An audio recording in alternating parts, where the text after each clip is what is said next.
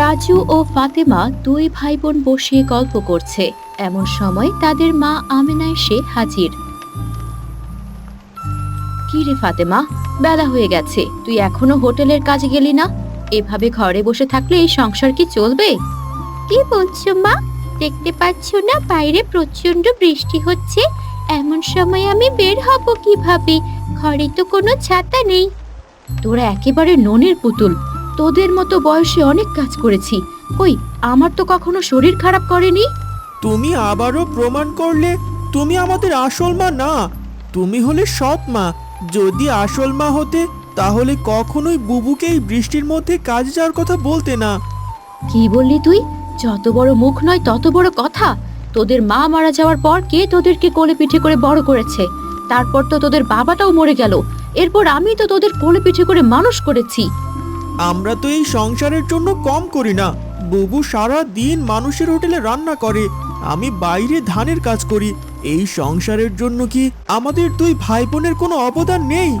মায়ের মুখে মুখে এমন কথা বলিস না। হাজার হলেও তিনি আমাদের মা, আর মায়েরা কখনো সৎ মা বা অসৎ হয় না। মা তো মাই। এটা তুমি ভুল বললে বুবু। আজকে নিজের মা ছাড়া পৃথিবীতে অন্য কেউ কখনোই আপন হয় না। আজকে যদি আমাদের নিজের মা বেঁচে থাকতো, এই বৃষ্টির মধ্যে তোমাকে কখনোই বাইরে বের হতে দিত না। অনেক বড় বড় কথা শুনেছি, এখন যা, দুই ভাই বোন কাজে বের হ। তোদেরকে আমি বসিয়ে বসিয়ে খাওয়াতে পারবো না।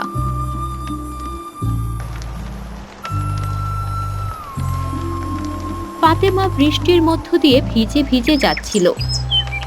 ফাতেমা, এই বৃষ্টির মধ্যে ভিজে ভিজে তুই কোথায় যাচ্ছিস মা?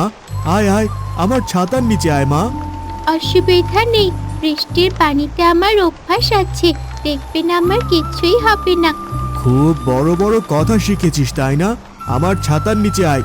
তুই আমার বন্ধুর মেয়ে, তোর বাবা আমার খুব ভালো বন্ধু ছিল। আজকে যদি তোর বাবা বেঁচে থাকতো তাহলে এসব কিছুই হতো না। আমি জানি তোকে অনেক সৎমার অত্যাচার সহ্য করতে হয়। আমি এসব নিয়ে আর ভাবি না চাচা।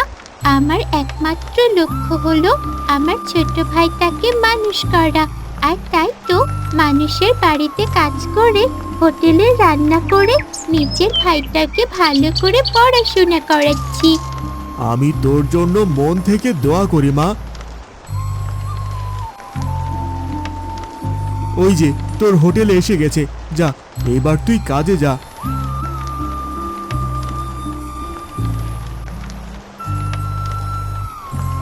কেউ কি আছেন? আমাকে একটু সাহায্য করবেন। আজ 2 দিন হলো পেটে একটা দানা পানিও পড়েনি। এদিকে প্রচন্ড বৃষ্টির মধ্যে ভিজে একা একা বসে আছি।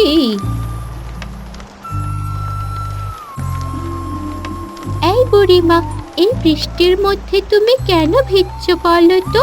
এসো, এদিকে এসো, তোমার গাটা ভালো করে মুছে দেই, তা না হলে তোমার ঠান্ডা লেগে অনেক খারাপ হবে।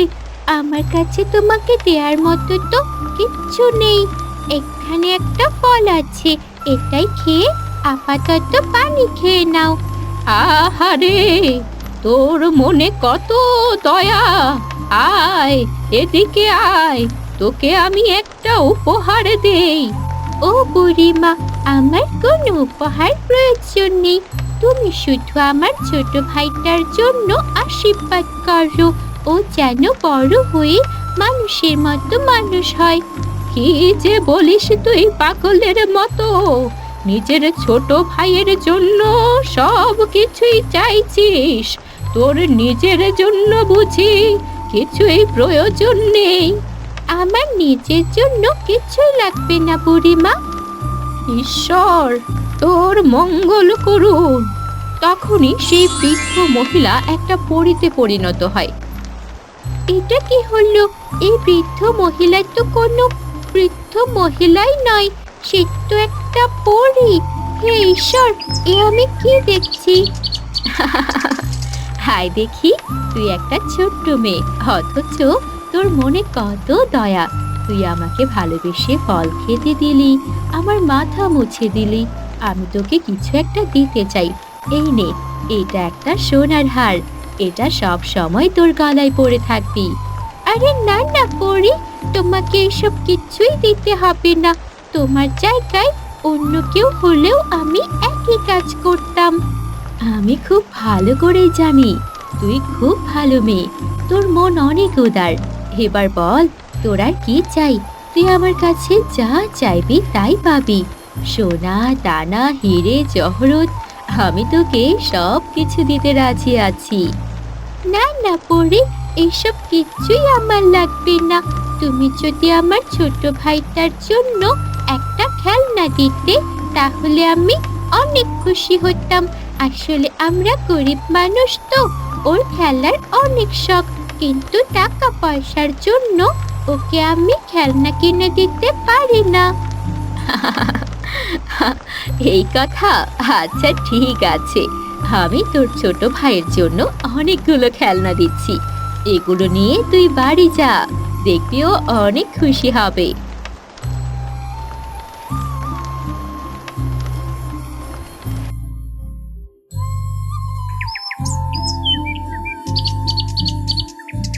রাজু একটা আম বাগানের পাশ দিয়ে হেঁটে যাচ্ছিল।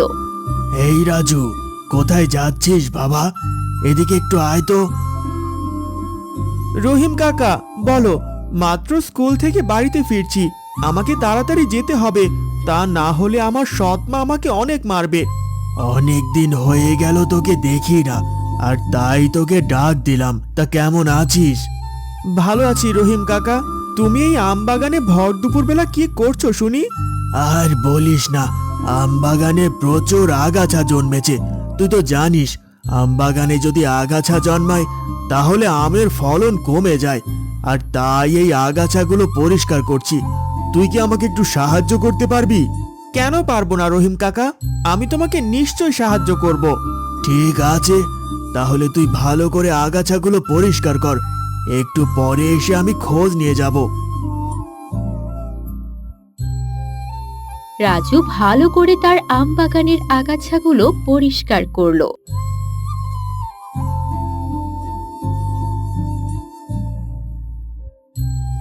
তোমার আম বাগানের আগাছাগুলো আমি খুব ভালো করে পরিষ্কার করে দিয়েছি। এবার তবে আমি যাই, আমাকে বিদায় দাও। আরে দাঁড়া দাঁড়া, তুই কত পরিশ্রম করলি। এখানে কিছু টাকা আছে, এই টাকাগুলো তুই তোর কাছে রাখ, প্রয়োজন মতো খরচ করিস। টাকার আমার কোনো প্রয়োজন নেই, এই টাকাগুলো তুমি তোমার কাছেই রাখো। আরে বাবা, এগুলো তুই পরিশ্রম করে উপার্জন করেছিস, কেন নিতে চাচ্ছিস না বলতো? আচ্ছা ঠিক আছে, টাকা নিবি না ভালো কথা, তাহলে তুই আমার কাছে কি চাস? কারো কাছে আমার কিছু চাওয়ার নেই রহিম কাকা, তবে তুমি আমাকে চাইলে একটা জিনিস দিতে পারো, আর সেটা হলো একটা নীল ছাতা। আসলে আমার বুবুকে প্রতিদিন সকালবেলা বৃষ্টিতে ভিজে ভিজে কাজে যেতে হয়। এখন তো বর্ষাকাল, ভিজতে আমার বুবুর খুব কষ্ট হয়। তুমি যদি আমাকে একটা ছাতা কিনে দিতে তাহলে আমি অনেক খুশি হতাম। আরে বোকা ছেলে, এই কথা বলছিস? আচ্ছা ঠিক আছে, আমি তোকে একটা ছাতা কিনে দিচ্ছি।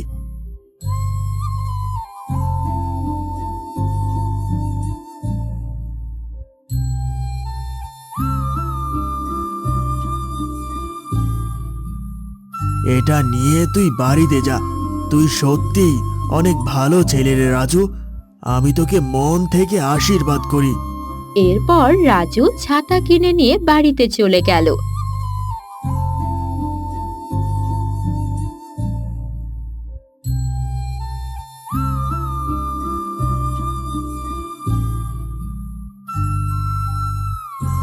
মা, ও মা, কোথায় গেলে? একটা আশ্চর্য ঘটনা ঘটেছে। কি ব্যাপার, তোর কি হয়েছে? বাড়িতে ফিরে এভাবে চিৎকার করছিস কেন? আর বলো না মা, আজকে যখন হোটেলে যাচ্ছিলাম তখন হঠাৎ করে দেখতে পাই একটা বৃদ্ধ মহিলা বসে আছে। তার প্রচন্ড ক্ষুধা পেয়েছিল। আমি তাকে একটা ফল কেটে দেই, আর কিছুক্ষণ পর সেই বৃদ্ধ মহিলা একটা পরীতে রূপান্তরিত হয়। তোর মাথা কি পুরোপুরি গেছে নাকি? পরী আবার কোথা থেকে আসলো? কি সব আজে বাজে কথা বলছিস? বিশ্বাস করো, সত্যি আজকে আমি একটা পরীকে দেখেছি। সে পরী আমাকে একটা সোনার হার উপহার দিয়েছিল।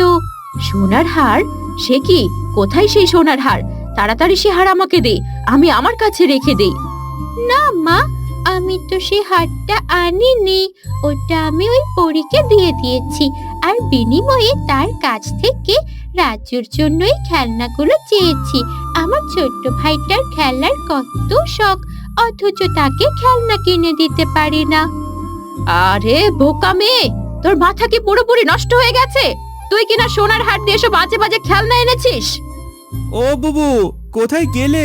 তাড়াতাড়ি এদিকে এসো, আজকে তোমার ছোট ভাই তোমার জন্য একটা উপহার এনেছে।